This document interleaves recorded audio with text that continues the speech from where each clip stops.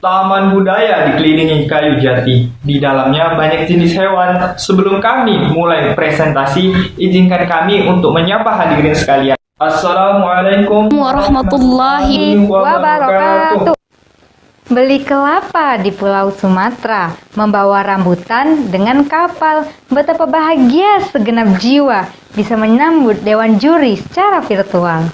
Alhamdulillah, syukranillah, salatan wassalaman ala rasulillah. Merupakan salah satu provinsi di Indonesia yang terletak di utara Pulau Sumatera. Menurut data Badan Pusat Statistik pada tahun 2019, jumlah penduduk Provinsi Sumatera Utara yaitu sebesar 14.562.549 juta jiwa, dengan jumlah penduduk Muslim yaitu sebesar 9.522.822 juta jiwa.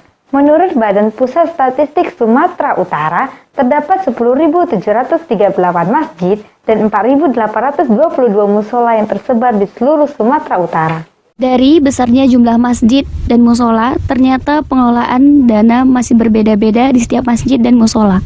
Namun, apakah pengelolaan tersebut sudah konsisten, terarah, dan transparan? Tentu saja belum, Dewan Juri yang terhormat. Maka daripada itu, dibutuhkan kerjasama yang baik antara pemerintah dengan masyarakat agar upaya optimalisasi zakat, infak, sedekah, dan wakaf dapat tercapai dengan baik.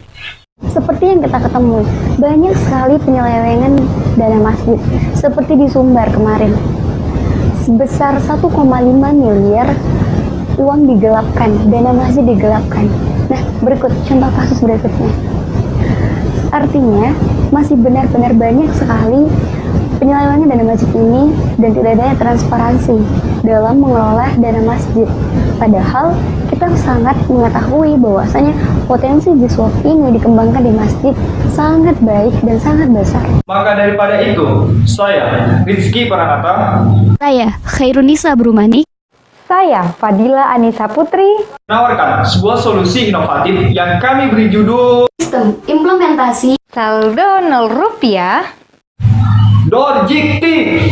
Implementasi SNF Dorjikti merupakan pemanfaatan dana secara langsung dengan sistem perencanaan dan transparansi melalui Kementerian Agama Republik Indonesia, yang nantinya masyarakat dapat melihat serta memantau perkembangan zakat, infak, sedekah, dan wakaf secara langsung.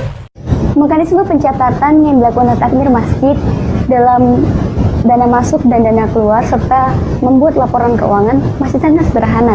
Bahkan pelaporannya dilakukan saat sholat Jumat saja atau pada kegiatan-kegiatan tertentu. Tentu hal ini juga yang membuat belum adanya transparansi baik dalam pengelolaan maupun pelaporan. Untuk itu, sistem SNR Logistik menawarkan step by step untuk mengelola dana di masjid. Yang pertama, kita lihat terkait dengan dana masuk. Nah, begitu dana masuk, baik itu dari Jiswaf ataupun hibah nantinya, nah, kita akan langsung melakukan perencanaan, di mana kita akan melakukan perencanaan alokasi, yaitu terkait dengan alokasi beban dan alokasi kegiatan. Nah, di posisi ini kita bisa melihat bahwasanya kita akan terlebih dahulu alokasikan dana untuk beban yang memang wajib kita bayar. Selanjutnya kita akan mengalokasikan ke kegiatan yang harus kita lakukan. Nah, selanjutnya kita langsung akan masuk pengalokasian dana. Nah, jadi semua dana tadi yang telah kita rencanakan untuk beban dan untuk kegiatan langsung kita alokasikan sampai saldo di kas kita itu sebesar 0 rupiah. Nah, begitu semua dana telah dialokasikan, maka kita akan mulai melakukan ataupun menyusun laporan keuangan. Selanjutnya, setelah menyusun laporan keuangan, kita akan membuat evaluasi dan pengunggahan ke Dirjen Bimas Islam. Menurut PSAK nomor 45 menyebutkan bahwa organisasi nirlaba dalam hal ini adalah masjid adalah organisasi yang menyediakan jasa dan tidak beriktikat untuk memperoleh laba. Organisasi ini umumnya dibiayai dari kontribusi, investasi, dan lain sebagainya. kita bisa lihat di samping ini merupakan contoh dari alokasi pembayaran beban. Di setiap awal bulan kita akan membayar biaya air dan listrik, kita juga akan membayar biaya pemeliharaan dan pembersihan, kita juga akan menggaji marbot, lalu kita menyisihkan sedikit dana untuk hari besar Islam. Namun, setiap masjid mempunyai kebutuhan yang berbeda pula. Fungsi dari biaya tak terduga adalah untuk menutupi kebutuhan lain tersebut. Kita bisa lihat di samping ini. Ini merupakan contoh dari laporan kegiatan.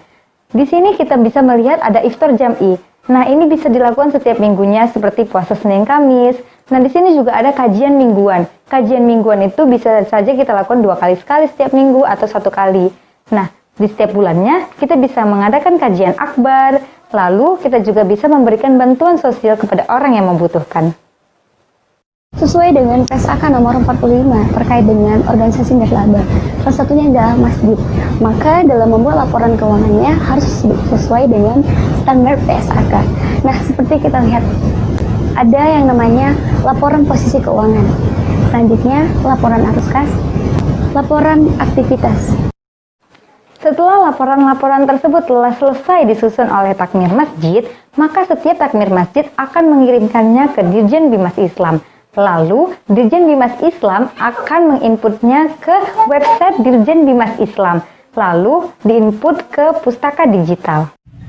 Maka, daripada itu, Dewan Juri yang terhormat, ada pun kesimpulan dari sistem implementasi SNF Dojiktik yang kami tawarkan ini. Yang pertama adalah, keuangan masjid bermanfaat secara konsisten. Yang kedua, kegiatan masjid jauh lebih tersusun dengan baik. Dan yang ketiga, laporan keuangan masjid menjadi lebih tersusun dengan baik. Dan yang keempat, jauh lebih transparan dan mudah diakses oleh umat dimanapun dan kapanpun. Berdebur ombak, berdebur ombak di tepi lautan. Bersyukur kita bersyukur, presentasi kami terselesaikan. Wassalamualaikum warahmatullahi wabarakatuh.